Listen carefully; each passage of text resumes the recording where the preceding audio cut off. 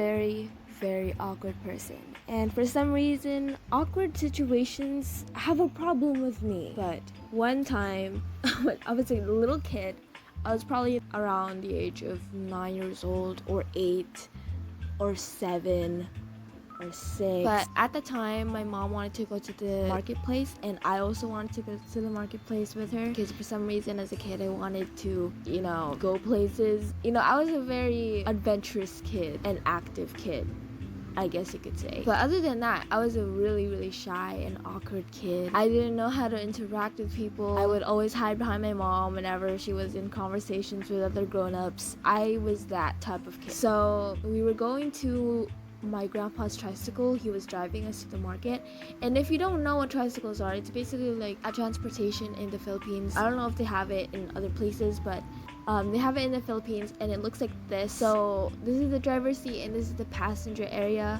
so it's not really that easy to peek at the passenger area if you're a driver. So we were going to the market. When we get there, my mom gets out of the tricycle and I get left behind inside the tricycle. So I'm just sitting there, and then she comes back a little while later, and then she sets down like a bunch of plastic bags, and then I hear a man yelling from a distance, 50% off rice, 50% off rice, get it now, get it now. And my mom immediately bolted to the guy, which is understandable because we are Asian. So I'm like, okay, I guess we have to wait for mom again.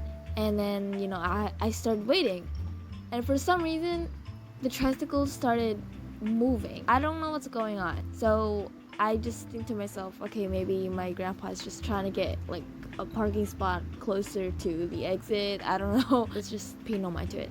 And all of a sudden, the tricycle starts driving out of the marketplace.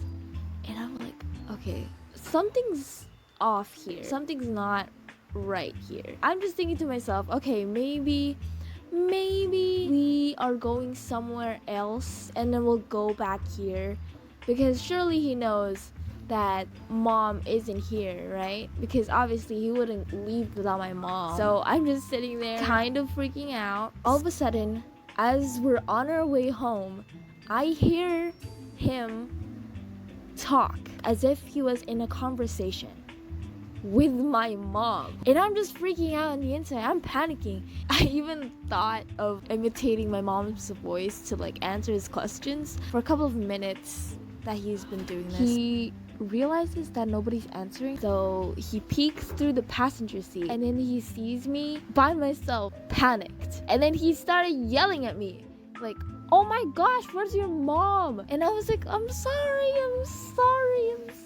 like, it's not my fault that you thought my mom was here. So we go back to the marketplace, and then my mom is just standing there waiting, and she looks so confused. And then my grandpa started telling my mom what happened, and then my mom was just like looking out in space. But luckily for me, like, she didn't yell at me or anything, so she just like kept it to herself.